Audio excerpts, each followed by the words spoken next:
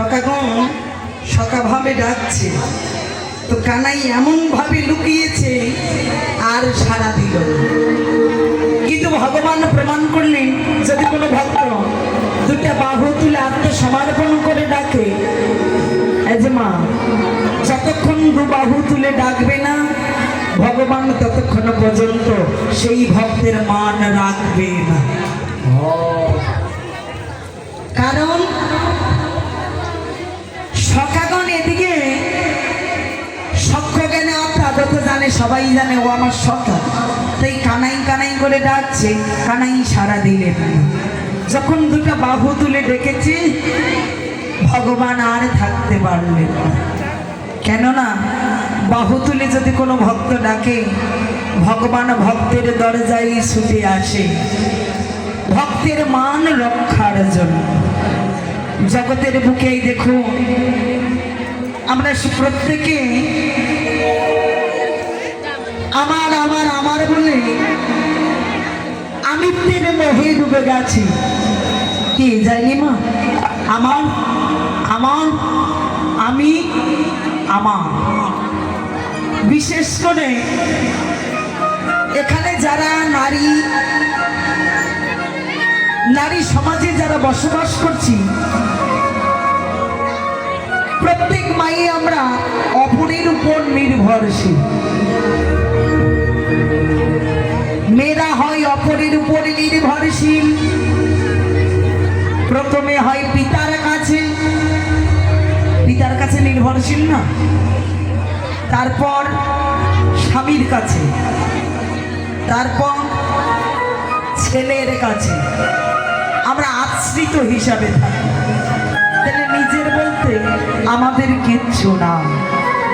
তাহলে এই জগতের বুকে আমার স্বামী আমার, সন্তান আমার, পুত্র আমার, কন্যায় আমার, আমিত্বের মোহে প্রত্যেকে ডুবে গেছি গো। তাহলে তাকিয়ে দেখো যে আমার সন্তান যদি ভজন করে তাহলে আমি নিশ্চয় এই ভালো কিছু করেছি, তা না হলে আমার সন্তান ভালো কর্ম করতো না। আমার স্বামী যদি ভালো কিছু করে আমি অর্ধেক ফল ভালো পাবো, এই প্রত্যাশা, এই আশা। তাহলে তাকিয়ে দেখো আমার বলে যাকে ডুবে রয়েছি আমিত্বের মোহে, অবুঝ মন, জিজ্ঞাসা করে দেখো তোমার মনটাকে, যে মোহে তুমি ডুবে আছো আমার আমার আমার, সবই যদি আমার ওই হে প্রভু তবে আমি বাঁকা। জগতে আমি হলাম তোমার দাস মাত্র, জগতে যাকে ভালোবাসিবার কথা তাকে ভুলে গিয়ে, যে মানুষটাকে ভালোবাসার কথা, যাকে আপন করিবার কথা তাকে ভুলে গেছি। কোন মানুষ? যে মানুষটাকে ভালোবাসার কথা, সেই মানুষটার নাম দিনন্তে একবারও মনে হয় না। মনে করছি কার কথা? আপনজন, বন্ধু বান্ধব।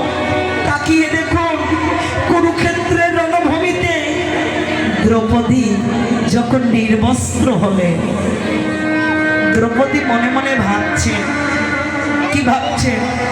আচ্ছা, কোনো স্ত্রী তার স্বামী যদি সঙ্গে থাকে, তার স্বামী কি ওই স্ত্রীকে লজ্জাচ্যুত হতে দেবে? না।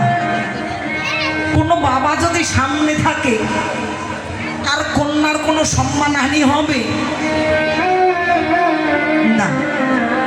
দ্রৌপদী মনে মনে ভেবেছিল আমার পঞ্চ স্বামী আছে, পিতামহ ভীষ্ম আছে, গুরু দ্রোণ আছে, মহাবীর কর্ণ আছে, এখানে অনেকে জ্ঞানী গুণী আমার সবাই আপনজন বটে। এরা তো সবাই আমার আপনজন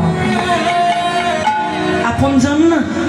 এই আপনজনের মাঝখানে আমার কি লজ্জা চলে যাবে? না। যখন মনে মনে ভাবছে দুঃশাসন নির্বস্ত্র করে দিলেন, দ্রৌপদী নয়নের জলে কাঁদে আর বলে, হে গোবিন্দ, জগতের বুকে যখন তোমাকে ডাকিবার কথা তখন তোমাকে ডাকিলাম না, এ জগতে আমি ভেবেছিলাম সবাই আমার আপন বটে, এ জগতে যদি আমার আপন জনে থেকে থাকে তবে তুমি আমার একমাত্র আপন। তুমি আমার মান, তুমি আমার সম্মান, তুমি আমার পিতা, তুমি আমার পুত্র, তুমি আমার বন্ধু, তুমি আমার স্বামী। ওগো জগতের স্বামী, যদি তুমি আমার ভক্তের, আমার মতো ভক্তের রাখো মান, তবে তোমার বাড়িবে সম্মান। ভগবান যখন ভক্তের মান লাগে তখনই তো ভগবানের সম্মান বেড়ে যায়। তাকিয়ে দেখো, দ্রৌপদী যতক্ষণ দুটা বাহু তুলে ডাকলেন না, ভগবান ততক্ষণ পর্যন্ত সাড়া দিলেন না। বাহু তুলে ডেকেছে আত্মসমর্পণ। তাই সখাগণ দুটা বাহু তুলে আত্মসমর্পণে করে ডাকছে, রাখালো সকল হইয়া আকুল, বাহু তুলে আমাকে কানাইয়া কানাইয়া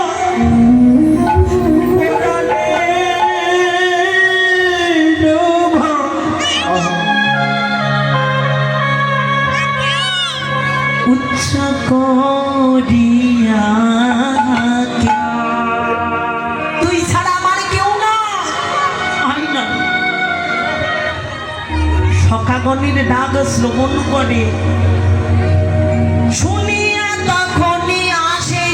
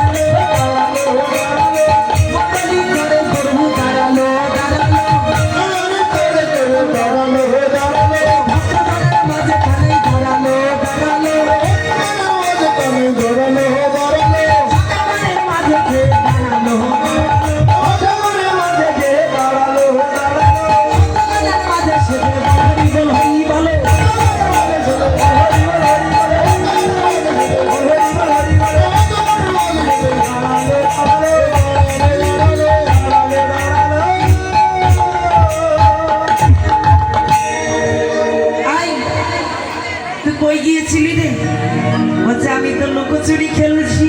তো বেশ, কানাই আর তো সময় নাই রে, ঘরে যেতে হবে, তুই যাবি না?